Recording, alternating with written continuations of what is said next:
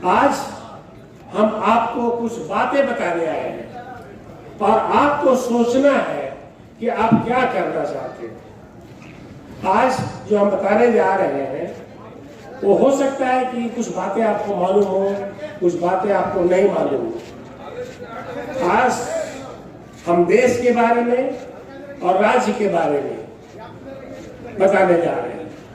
देश के बारे में बताने जा रहे हैं आपको कि आज हमारी देश की स्थिति अच्छी नहीं है। आप पूछेंगे क्यों अच्छी क्यों नहीं है। मैं आप लोग से एक सवाल करता हूं कि अगर कोई गार्जियन अपने बच्चों के लिए संपत्ति बनाए और बच्चे उस संपत्ति को बेचना शुरू कर दे तो माँ बाप को तकलीफ होगा या नहीं, ये बताइए। होगा। तो आज 1947 के बाद जब से मेरा देश आजाद हुआ है तब से लेकर अभी तक जितने भी सरकारें बनी 214 तक सबों में पब्लिक सेक्टर यूनिट यानी बड़े बड़े कारखाने जिसको कहते हैं steel authority of India, BHEL, Indian oil, ONGC, BPCL, जितने देख रहे हैं सभी लोगों ने बड़े बड़े फैक्ट्रियां बनाया। किसी ने भी इसलिए बनाया ताकि अभी अभी डॉक्टर श्रीरतन ठाकुर बोल रहे थे कि हमारा संविधान के अनुच्छेद में लिखा हुआ है कि हमारा देश एक वेलफेयर स्टेट है, कल्याणकारी मतलब हम जो भी हमारे देश में पैसा आएगा वो हम गरीबों में बांटेंगे, गरीबों पर खर्च करेंगे ताकि हमारे गरीबों को उद्धार हो सके। लेकिन सभी प्रधानमंत्री ने जितने भी सरकारें बनी 2014 के पहले, पंडित जवाहरलाल नेहरू ने 33 पब्लिक सेक्टर बनाया, उनके बाद लाल बहादुर शास्त्री आए, उन्होंने 5 बनाया, इंदिरा गांधी जी आई, वो 66 बनाई, उसके बाद राजीव गांधी आए, उन्होंने 18 बनाया, मोरारजी देसाई आए, उन्होंने 5 बनाया, BP सिंह आए, उन्होंने भी 8 बनाया, इवन देवगौड़ा और गुजरात कुछ ही दिन के रहे, उन्होंने भी 2 बनाया, मनमोहन सिंह ने 23 बनाया और भारतीय जनता पार्टी की एक सरकार थी वाजपेयी जी कर रहे थे, उन्होंने भी 18 पब्लिक सेक्टर बनाया। यानी 2014 तक हमारा पास 345 पब्लिक सेक्टर यूनिट बना। लेकिन 2014 में भारतीय जनता पार्टी की सरकार आई और उसने 70 साल से जो बनाया गया था, 70 साल में जिन्होंने बनाया उन्होंने 7 साल के अंदर 135 बड़े बड़े पब्लिक सेक्टर को या तो बेच दिया है या बेचने के करागार पर। आपको बताना चाहता हूं कि आज उन्होंने सोच लिया है कि 90 passenger train, 400 platform, railway college, 25 airport, port और 160 कोयला खदान और इसके अलावा रूरल इलेक्ट्रिफिकेशन, हमारी जो 26,500 किलोमीटर हाईवे है उसको भी उन्होंने प्राइवेटाइजेशन कर दिया। तो जब हमारा देश के संविधान में लिखा हुआ है कि हमारा देश की संपत्ति को ज्यादा से ज्यादा नेशनलाइज किया जाए, आज ठीक उसका विपरीत हो रहा है। आप लोग जानते हैं कि कोविड के टाइम में एक भी प्राइवेट अस्पताल किसी भी मरीज का मुफ्त में इलाज नहीं किया, सभी ने पैसा कमाया। जब अस्पताल ने कल्याणकारी, प्राइवेट अस्पताल ने एक भी कल्याणकारी काम नहीं किया तो आप क्या समझते हैं कि जो प्राइवेट कंपनियां हैं वो क्या हमारे गरीब बच्चों के लिए करोड़ रुपया कभी दे सकती है? ये बताइए आप। नहीं दे सकती है, नहीं दे सकती है। और तो और प्राइवेट कंपनियां आज हमारे रेलवे में, इन्होंने जो भारतीय जनता पार्टी की सरकार है, जब 2014 में आए थे तो ये हल्ला करते हुए आए थे कि हम 2 करोड़ नौकरी देंगे हर साल। कहां से नौकरी देंगे? ये तो हमारे संपत्ति को ही बेच रहे हैं, तो कहां से दे पाएंगे, कैसे दे पाएंगे, ये बताइए आप। नहीं दे पाएंगे। और तो और छोड़िए, इन्होंने कहा कि आप लोग अकाउंट खुलवा लो, और हम सब अकाउंट में 15 लाख रुपया 15 लाख हर अकाउंट में डाल देंगे, ब्लैक मनी लाएंगे। ब्लैक मनी क्या लाएंगे उसका चर्चा भी नहीं करते।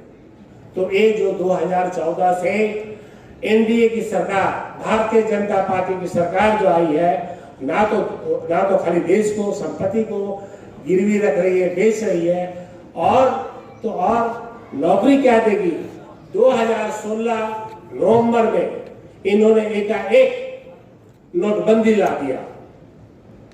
नोटबंदी ला दिया बिना कैबिनेट के अप्रूवल का, बिना आरबीआई के अप्रूवल का। क्यों? असंवैधानिक काम है। आपको नोटबंदी करना है, उसकी आप लोग को बता दूं कि नोटबंदी करने के लिए सरकार को रिजर्व बैंक ऑफ इंडिया से परमिशन लेना पड़ता है। उन्होंने कोई परमिशन नहीं लिया, और परमिशन नहीं, बाद में उन्होंने अप्रूवल लिया, जो कि गलत है। लेकिन एक बहुत ही अनफॉर्चुनेट बात है, मतलब अनफॉर्चुनेट बात यह है कि न्यायपालिका भी इनके साथ दे गई और कहीं कि जो नोटबंदी हुआ है वो ठीक हुआ। लेकिन नोटबंदी का इतना बड़ा इम्पैक्ट पड़ा, इतना बड़ा प्रभाव हमारे देश पर पड़ा कि जब नोटबंदी हो गई तो 60 लाख, आप सुन लीजिए, 60 लाख छोटे से लेकर मिडिल क्लास की फैक्ट्री बंद हो गई, जिसमें हमारे 6 करोड़ लोग डेली बेस पर काम करते थे। अनऑर्गेनाइज सेक्टर, सारे लोग बेरोजगार हो गए। और ये भी बता दूं कि आज तक हमारा देश उस नोटबंदी के कारण आर्थिक से उभर नहीं पाया। और यही कारण है कि हमारे देश की संपत्ति को बेच रहे हैं, क्योंकि इनके पास विकास करने के लिए पैसा नहीं है। ये बता देता हूं आपको। तो इनकी नीति असंवैधानिक रही। इन्होंने नोटबंदी किया बिना सोचे समझे। नोटबंदी करने के पहले इनको रिजर्व बैंक से पूछना चाहिए था कि इसका आर्थिक स्थिति क्या होगा। और सामान तो बेच ही रहे हैं। इनकी 2014 के बाद बेरोजगारी जो है सबसे ज्यादा, आज ये आपको बताते हुए मुझे अफसोस भी होता है, फक्र भी होता है। फक्र इसलिए कि हमारे सबसे ज्यादा आबादी 18 साल से लेकर के 35 साल 30 साल के नौजवानों की है। हमारा देश में नौजवानों की संख्या पूरे दुनिया में सबसे ज्यादा। और इसी के कारण आज एक स्टैटिस्टिक्स निकाला गया और देखा गया कि 10 करोड़ लोग हमारे गरीब हैं।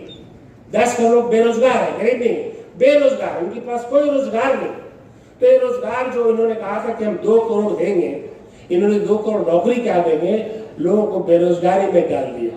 यही नहीं, आप बेरोजगारी तो छोड़ दीजिए, इन्होंने हमारे देश में 83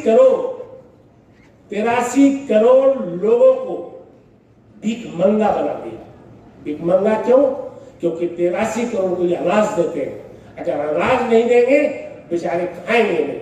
ये स्थिति क्यों आई हमारे देश में? क्यों आई? हमारे देश में इसी को खत्म करने के लिए मनरेगा बनाया गया, महात्मा गांधी रूरल योजना, ताकि हमारे रूरल के लोग को कम से कम 140 दिन नौकरी मिल सके और अपने बच्चों को पेट पाल सके। लेकिन जैसे ही सरकार आई, इनको लगा कि मनरेगा में जो पैसा खर्च किया जाता है वो फालतू का पैसा खर्च किया जाता है। ये सरकार की सोच है, गरीबों के लिए कोई सोच नहीं। ये मैं आपको बता देता हूं। इन्होंने मनरेगा पर ही क्वेश्चन कर दिया, लेकिन जब पार्लियामेंट में हंगामा हुआ तो इन्होंने फिर मनरेगा का क्वेश्चन करना बंद कर दिया। लेकिन क्या किया इन्होंने? धीरे धीरे पैसा को कम करता चला। इसी साल की बात के ले लीजिए, इस साल बजट में नीति आयोग ने कहा कि 2.58 यानी 2,58,000 करोड़ रुपया अगर हम देंगे तो मनरेगा में 140 दिन का गांव के लोगों को नौकरी मिल पाएगा। तो इन्होंने कहा नहीं, इतना नहीं दे सकते हम। इस साल 22 में हमने 70,000 दिया था, उसको हम 86,000 करेंगे। 2 लाख नहीं माने, लेकिन जब 86,000 बोले, लेकिन दिया कितना? 60,000 करोड़। यानी अब मनरेगा में लोगों को 140 दिन की नौकरी रोजगार नहीं मिल पाएगी, यानी 23 दिन की नौकरी मिलेगी। यानी साल में वो 23 दिन बेचारा काम करेंगे। अब 23 दिन काम करके वो 365 दिन कैसे खा सकता है? आप सोचिए खुद अपने आप में कि अगर आपको किसी से कर्ज लेना पड़े तो आपको कितनी तकलीफ होती है। और हमारा गरीब मजदूर लाइन में खड़ा होता है किस लिए? कि अगर चावल देगा सरकार तो हमारे घर में खाना बनेगा। कितना मानसिकता, कितना उसकी मानसिकता को तकलीफ होता होगा। आप लोगों ने किसी ने सोचने की कोशिश की? हम लोग सब गरीब परिवार के, कितना तकलीफ होता है उन लोगों को। अब उन लोग जो 80 करोड़ लोग हैं, 83 करोड़, वो सिर्फ ये सोचते हैं कि हमारी दो शाम को खाना मिल जाए तो बहुत बड़ी बात हो जाएगी। तो 83 करोड़ लोगों को इन दिनों में इन्होंने भिखमंगा बना दिया, अनाज लेने के लिए मजबूर कर दिया।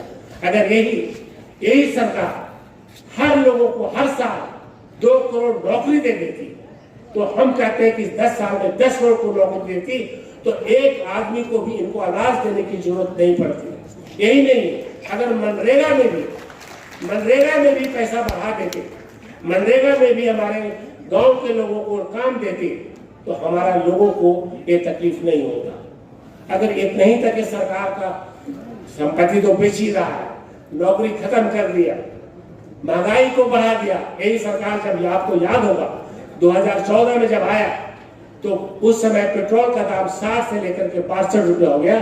तो उन्होंने कहा कि पेट्रोल का दाम आसमान को छू रहा है, दाल का दाम आसमान छू रहा है, गैस का दाम 400 से 450 हो गया तो कहा कि आसमान छू रहा है। आज इसी सरकार में आज पेट्रोल डीजल की कीमत 100 रुपया से ऊपर हो गया और कोई बोल नहीं रहा है। सरकार चुप है। खुद बोल के आए हो, खुद गरीबों से बोल के आए कि हम महंगाई को खत्म कर देंगे। आपने महंगाई को दुगना कर दिया और आमदनी को आधा कर दिया। बताइए कैसे जिंदगी काटेगा लोग? कितने लोग ऐसे हैं? एक एस्टिमेटेड है कि पूरे हिंदुस्तान में, ये तो कहते हैं अपने आप को, लोग बोलते हैं कि हम विश्व गुरु बनने जा रहे हैं, लेकिन मैं आपको बता देता हूं कि हमारे देश में 50% से ज्यादा दौलत सिर्फ 1% लोगों के हाथ में। यानी हमारे देश का 50% धन दौलत एक हमारा आबादी जो है उसका सिर्फ 1% लोगों के हाथ में, और 50% से ज्यादा लोगों को सिर्फ 3% में बांट दिया गया। 3% दौलत में गरीब जो है वो एकदम गरीब के धरातल में चला गया और अमीर लोग हैं जो अमीर के ऊपर चलता है। ये भारतीय जनता पार्टी एनडीए की सरकार जिसमें जेडीयू भी एक साथ रहा, उसने ये हालत हमारे देश को कर दिया। अगर इतना ही नहीं करता, खाना नहीं देता, कोई बात नहीं, उसने तो हमारी मानसिकता को, हम अपने आप को फ्री होकर नहीं बोल सकते। मैं पूछता हूं आपसे कि मैं तो एक डॉक्टर हूं, कोई बीमार पड़ता है तो मैं कहता हूं, कभी नहीं हम लोग पूछते कि तुम कौन जात हो, हम लोग पूछते हैं तुम्हारा क्या बीमारी है। एक हमें ब्लड चढ़ाना होता है, वो पंडित का ब्लड, पंडित हो या कोई भी कास्ट का हो, हिंदू हो, अगर मुस्लिम का ब्लड भी हो तो हम हिंदू में चढ़ाते हैं, हिंदू का ब्लड हो तो हम मुस्लिम में चढ़ाते हैं। तो जब हिंदू मुस्लिम का ब्लड हम पूछना चाहते हैं सरकार से, हम पूछना चाहते हैं आरएसएस के लोग से कि तुम धर्म किस बात को कहते हो, जब हर मानव एक है, हर इंसान एक है। हम आज जगदीश प्रसाद है, हम कल जगदीश खान लिख लेंगे तो क्या हम बदल जाएंगे? हम बदल जाएंगे? ऐसा विचार क्यों है? हर मानव में एक ही चीज होता है कि इंसान है कि नहीं, हैवान तो नहीं। बस धर्म कोई नहीं माने, धर्म से क्या मतलब? कोई भगवान को मानता है, कोई भगवान को नहीं मानता, कोई अल्लाह को मानता है, कोई अल्लाह को नहीं मानता, उसकी अपनी मर्जी है। लेकिन ये सरकार ने कहा नहीं, आपको ही मानना होगा जो हम मनवाते हैं। ये कहां की बात है? हमारे हर गांव में मुस्लिम है, अरे कहते हैं कि मुस्लिम हमारा, हिंदू को इकट्ठा कर लो, हिंदू वोट दे देगा, मुस्लिम को अलग कर दो, पाकिस्तान चढ़ाई कर रहा है। पाकिस्तान है हिंदू, अभी तक तो किसी ने चढ़ाई नहीं किया भाई। अभी तक तो उनको पता होना चाहिए ये भारतीय जनता पार्टी की सरकार को कि इसी देश ने जब पाकिस्तान ने बदमाशी किया तो हम लोगों ने उसको आधा कर दिया, एक बांग्लादेश बना दिया, एक पाकिस्तान बना दिया। तो हमारी सरकार एक आई जिसने एक काम कर दिया। आप लोगों ने क्या काम किया? आप डर दिखाते लोगों को, हिंदू मुस्लिम की डर दिखाते हैं। जहां हिंदू और मुस्लिम हर गांव में एक भाई बहन की तरह रहता है, तो किस बात का डर दिखाते हैं? तो हमारे इस सरकार ने एक ही चीज पैदा किया है। 14 के बाद एक चीज पैदा कर दिया लोगों में, हेटरेट, नफरत, हिंदू मुस्लिम नफरत का भावना पैदा कर दिया। ये मैं बताना चाहता हूं इन लोगों को कि सभी मानव एक है। धर्म के नाम पर जिस देश ने भी ज्यादा ध्यान दिया वो देश बर्बाद हो गया। ये मैं नहीं बोल रहा हूं, बड़े बड़े लोग बोल दिए। इसलिए मेरे भाइयों, मेरी बहनों, इस भारतीय जनता पार्टी की धोखे में मत आइए। एक भारतीय जनता पार्टी रही, भारतीय झूठा पार्टी है, भारतीय जुमला पार्टी है। इसलिए एक भी वादा नहीं किया। ये वादा छोड़ दीजिए, वादा नहीं करें, लेकिन तुम नफरत क्यों फैला रहे हो हम लोगों में? हम लोग भूखे हैं, कोई बात नहीं, लेकिन हमें प्यार से रहने दो। हम एक दूसरे का प्यार से रहेंगे, न हिंदू न मुस्लिम। हमारा देश धर्मनिरपेक्ष देश है। बाबा साहब ने लिख दिया, हर धर्म का यहाँ पर होता है। हर नागरिक नहीं, हर आदमी जो इस देश में रहेगा उसके साथ कोई धर्म के नाम पर ये बात नहीं होगी। लेकिन आपको बता दूं कि 2020-21 में मैंने खुद देखा है मॉब लिंचिंग, मुसलमान के पीछे बजरंगबली को दौड़ा रहा है, बजरंग दल को दौड़ा रहा है मारने के लिए। ये कहते हैं कि गाय माता है। ठीक है भाई, मैं मानता हूं कि तुम्हारा गाय माता है, मैं नहीं बोलना चाहता। तुम अपनी माँ मर जाती है तो दाह संस्कार करते हो ना। तुमने कितने गौ माता के मरने के बाद दाह संस्कार किया? कितने लोगों को खिलाया? ये बोलने से होता है? मनुष्य को तो तुम इज्जत करते नहीं, मनुष्य को इज्जत नहीं करते नहीं। मुसलमान होगा तो उसको मारो और गाय हो गया तो उसको प्यार करो। ये क्या बात है? ये तुम्हारी क्या नीति है? इसकी सारी नीतियां हमारे देश को आज गर्क में डाल, हमारे संविधान के साथ इन लोग खिलवाड़ कर रहे हैं। ये मैं बताना चाहता हूं आप लोग को नहीं मालूम इन्होंने संविधान को किस तरह से धज्जियां उड़ा दिया। एक यूपीएससी बना, union public service commission. IAS बनने के लिए बच्चों को पढ़ना पड़ता है, एग्जाम देना पड़ता है, तब जाकर के आईएएस बनता है। गरीब बच्चे रात दिन पढ़ते हैं। इन्होंने कहा कि हम आईएएस ऐसे ही बना देंगे बिना पढ़े लिखे, और बनाएंगे नहीं, हम उसको सबसे बड़ा पद दे देंगे, गवर्नमेंट ऑफ इंडिया का सेक्रेटरी बना देंगे। इन्होंने 45 पोस्टें ऐसे ही भर दिया, आईएएस का पोस्ट दे दिया। और उन लोग कौन थे? सारे के सारे। मुझे कोई ब्राह्मण से नफरत नहीं है, मैं ब्राह्मण का भी काम करता हूं, लेकिन सारे के सारे ब्राह्मण थे, एक भी बैकवर्ड शेड्यूल कास्ट नहीं। तो कहां करने आए आपने? इसका मतलब कि आप चाहते हैं कि शेड्यूल कास्ट, बैकवर्ड, माइनॉरिटी किसी पोस्ट पर नहीं रहे, यानी आईएएस की लेटरल एंट्री करना शुरू कर दे। और ये अभी इनका member of parliament Jitendra Prasad ji है, उन्होंने पार्लियामेंट में बोला कि हमारे पास 9,58,000 नौकरियां खाली पड़ी है। अरे भाई, आपकी सरकार ने 2-2 करोड़ नौकरी कहा था, तो ये 9,58,000 नौकरियां आप क्यों नहीं भर रहे? क्योंकि ये सरकार बिजनेसमैन है। सरकार सोचता है कि अगर नौकरी भर देंगे तो हमको वेतन देना पड़ेगा। रेलवे में बहाली नहीं हो रही है, तो इसलिए सोचा रेलवे को बेच ही दो, बहाली नहीं होगा। और 2 लाख उन्होंने कहा कि रेलवे में 2,98,000 नौकरी खाली है, टोटल होम मिनिस्ट्री में 2,55,000 नौकरी खाली है, और बाकी मिनिस्ट्री में बाकी पोस्ट खाली है। ये अभी 20 दिन पहले उन्होंने पार्लियामेंट में बोला। तो ये नौकरी भरना नहीं चाहते। क्या चाहते हैं? लोगों को कॉन्ट्रैक्ट पर बहाली करना चाहिए, कॉन्ट्रैक्ट पर, संविदा पर, यानी एक्सप्लॉयटेशन। जमींदारी प्रथा चली गई, लेकिन सरकार लोग जमींदार बन गया, हमारे बिहार में भी और हमारे देश में भी। संविदा पर लेते हैं, कॉन्ट्रैक्ट पर लेते हैं। एक बीए पास आदमी, एक इंजीनियर, उनको कितना वेतन देते हैं? 12,000, 15,000, 18,000। एक चपरासी जो परमानेंट नौकरी है उसको 40,000 मिलता है। अब बताइए बेचारा एक इंजीनियर बन करके उसको 15-20 हजार मिलता है और एक चपरासी को मिलता है 40,000 जो उसको सरकारी नौकरी, तो बच्चों को पढ़ा पाता है। तो देश की स्थिति इस तरह का इन्होंने कर दिया। यहीं तक इनकी हिम्मत होती, सीमित होता, तो मैं और नहीं बोलता। इन्होंने ऑटोनोमस बहुत सी हमारी ऑर्गेनाइजेशन है, बड़े बड़े इंस्टीट्यूशन है, उसकी ऑटोनोमी को खत्म कर दिया। उसकी जो ऑटोनोमी इसलिए कहा जाता है कि सरकार को उसमें कोई इंटरफेयर नहीं करना चाहिए ताकि अपने मन से काम कर सके, ढंग से काम कर सके। बड़े बड़े टेक्निकल लोग होते, बड़े बड़े विद्वान लोग होते। एक हमारा होता था CIC, सेंट्रल इंफॉर्मेशन कमीशन। इसको बनाया गया था इसलिए कि अगर सरकार कोई गलती करती है तो हम उसको लिख करके मांग सकते हैं कि तुमने क्या क्या गलतियां की। लेकिन सरकार ने कहा कि तो बड़ा गड़बड़ हो जाएगा, हम लोग तो रोज गलती करते, इसको खत्म ही करो। उन्होंने धीरे धीरे करके CIC को गवर्नमेंट में मिला दिया।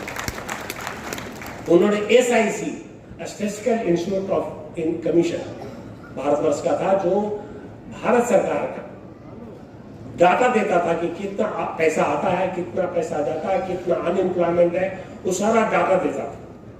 2018 में उन्होंने कहा कि हमारे देश में सबसे ज्यादा बेरोजगार लोग हैं, तो उसको छापना था। सरकार ने कहा नहीं छापो। तो जब ऐसा सरकार ने कहा तो उसमें 2 मेंबर बहुत ऑनेस्ट है, कहता अगर नहीं छापने का है तो मैं नौकरी आपका नहीं करूंगा, छोड़ दिया। ये कहानी है 2018 में उसने नौकरी छोड़ा। तो आज न SIC फ्री है, न CIC फ्री है, न reserve bank of India free है, न हमारा EB, CIB, central information bureau. तो ये सब जो हमारे ऑटोनोमस जो काम करते थे, इनको आपने खत्म कर दिया। क्यों? आखिर में क्यों? आप फ्रीडम एक्सप्रेशन जो हम बोल सकते हैं ना, नहीं बोल सकते। अभी 2021 में एक प्रेस कॉन्फ्रेंस हुआ, वर्ल्ड में प्रेस कॉन्फ्रेंस हुआ स्विट्जरलैंड में, और कहा गया हमारे देश को अफसोस आता है कि यह देश जर्नलिस्ट के लिए, मीडिया के लिए सबसे खराब देश है। कोई भी जर्नलिस्ट अगर सरकार के खिलाफ लिख देगा तो फिर उसकी अपना खत्म। तो इस तरह का हमारे देश को कहा गया कि this is the worst country for the media, worst country for journalist. हमारा देश 180 कंट्री है पूरे वर्ल्ड में, 180 देश है, और 180 देश में हमारा जो देश है भूखे लाइन में हमारा देश नीचे से 35 है और ऊपर से 105 है। मैंने हमारे देश में सोचिए कि इतने लोग सोचते हैं कि हम शाम को खाना क्या खाएंगे। ये हमारा देश की गरीबी है जो आप नहीं समझते, जो आप नहीं जान पाते। तो ये सरकार अपनी नीति इनकी ऐसी है कि अच्छी नहीं है। इसलिए मैं भाई बहनों आपको बताने आया हूं कि फिर 2024 में चुनाव आ रहा है, फिर जनता दल BJP और जनता दल यूनाइटेड मिलेगा, या इनके साथी लोग मिलेंगे, लोजपा मिलेगी, लोकतांत्रिक जन पार्टी, क्या नाम है पता नहीं, लोजपा बोलता है, सब लोग सहयोगी पार्टी जो भी बोलिए। तो ये लोग फिर कुछ ना कुछ गुल्फा छोड़ेगा, राम मंदिर का, पाकिस्तान का, हिंदुस्तान का, धर्म का, कुछ न कुछ ऐसा चलाएगा कि आपका दिमाग बदल जाएगा और लगेगा कि नहीं भाई भारतीय जनता पार्टी को वोट दे दो। अगर आप एक भी वोट भारतीय जनता पार्टी को देते हैं तो आपने तो जिंदगी जी ली, लेकिन आपके आने वाले संतान नहीं जी पाएंगे। ये सोच, एक दिमाग में बना लीजिए कि अगर आप कुछ भी करते हैं, आज हम लोग अपने बच्चों के लिए जीते हैं, धन दौलत संपत्ति पढ़ाई लिखाई, सोचते हैं कि मेरे बच्चे मेरे मरने के बाद सुखी रहे। तो हमें ये भी सोचना है कि हमें ऐसी सरकार बनाना है कि हमारे बच्चे खुल करके बात कर सके। डेमोक्रेसी है, liberty to speak, liberty to religion. तो ये सारी बातें खत्म